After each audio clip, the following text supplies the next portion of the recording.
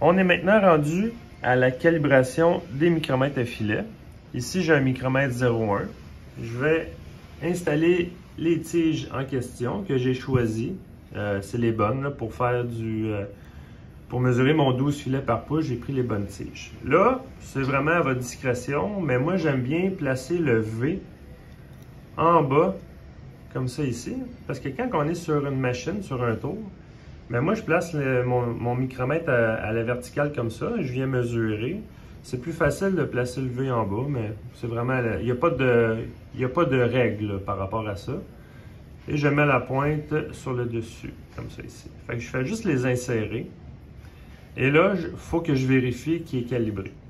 Vu que j'ai un micromètre 0,1, je vais le fermer au complet, comme un micromètre standard. Et là, on voit très bien que la pointe va rentrer dans le V. Et je donne quelques petits coups de cliquet, de ratchet. Et je vois que je ne suis pas à 0. Là, la particularité du micromètre à filet, c'est qu'on a un ajustement à gauche. L'ajustement à gauche, on va s'en servir comme cette occasion-là. C'est que mon 0, il est en bas comme ça ici. Là. Hein? Ça veut dire que si je le place droit, je ne vois pas mon 0, ou à peine. Mais là, je ne prendrai pas ma clé. Je ne vais pas prendre ma clé dans le petit trou comme ça, puis descendre mon barillet complètement en bas. Là. Je vais vous donner l'exemple. Là. On voit que le 0, là, quand je mesure, là, il est complètement en bas. Ça ne marche pas. Moi, ce que je veux, c'est le voir comme il faut. Je vais replacer mon barillet de référence au bon endroit, comme ça. Là, je vois ma ligne de référence qui est ici.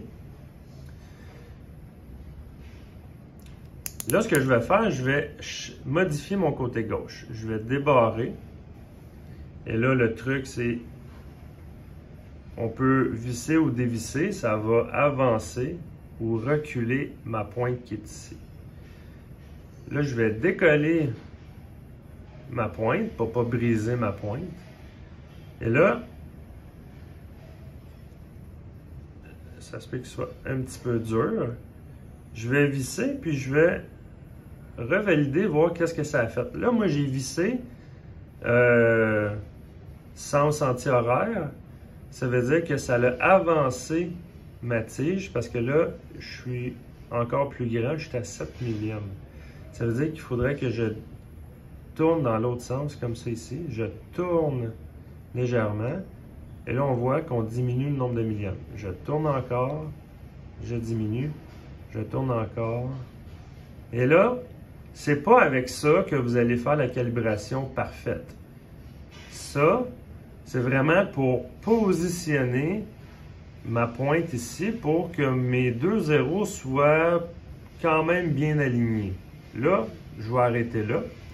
Je vais rebarrer mon côté gauche pour plus que ça bouge. Et je vais peaufiner ma calibration avec la clé. Ce qui veut dire que je mets ça dans le petit trou en arrière. Je vais remonter comme ça. Oups. Je vais y aller.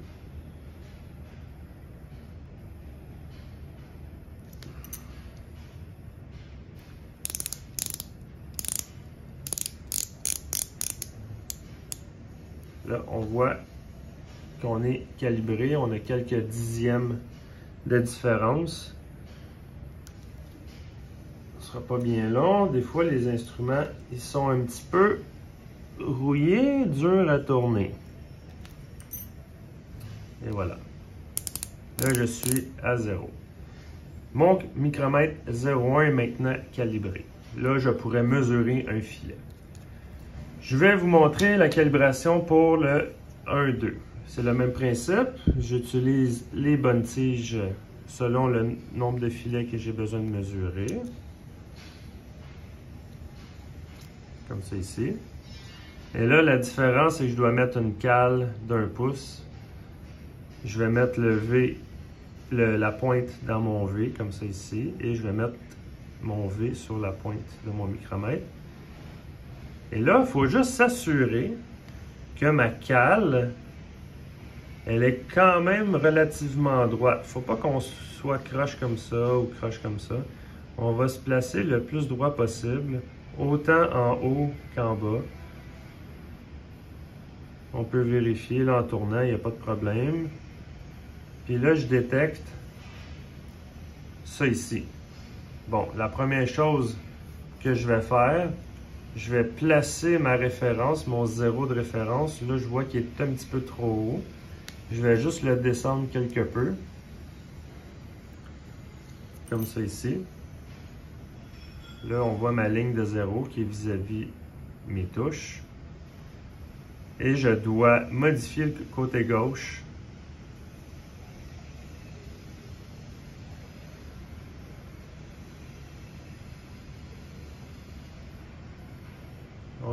Là, c'est sûr que la cale va tomber, là. On n'a comme pas le choix. On va la remettre. Là, on voit qu'on a diminué. Là, je dois dévisser encore. Là, la cale va tomber. Fait qu'on a comme... c'est un côté dextérité, là, qu'il faut s'habituer. Là, on est rendu à 3 millièmes. Je vais encore le descendre. Je vais le descendre. Je vais le descendre. Fait que là, je tourne le côté gauche jusqu'à temps que je me rapproche. Tu vois, là, je suis quand même assez proche de mon zéro. Je pourrais même juste le remonter comme ça ici. Bon. Fait en jouant avec le côté gauche, là, je viens le barrer. Je me suis rapproché de mon zéro.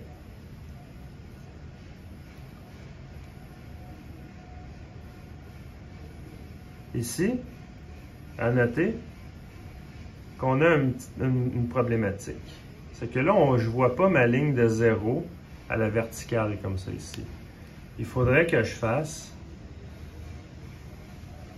pratiquement un tour complet pour que je vois ma ligne de zéro. Ça peut arriver. Là, ce que je vais faire, je vais remodifier mon côté gauche. Je vais repousser ma tige pour qu'elle puisse sortir. Et on va corriger la problématique qu'on avait. Je vais continuer à sortir.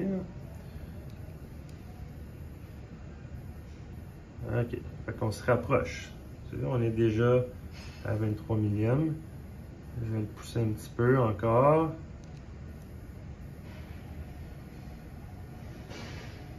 OK, je suis proche. J'étais à 1 millième. Je vais encore pousser ma tige. OK. Fait que je viens barrer mon côté gauche. Là, on voit clairement que je vois ma ligne du zéro à la verticale et je suis proche de mon zéro. Là, je vais placer ma cale comme il faut, comme ça ici. Et je vais peaufiner la calibration avec ma clé. Comme ça ici.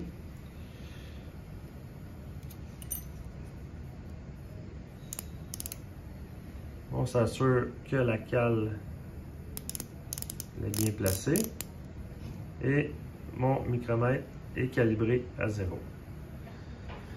Là, on est prêt à mesurer notre pièce. Dans la prochaine vidéo, je vais vous montrer comment mesurer et comment aller chercher la mesure de profondeur selon notre filet.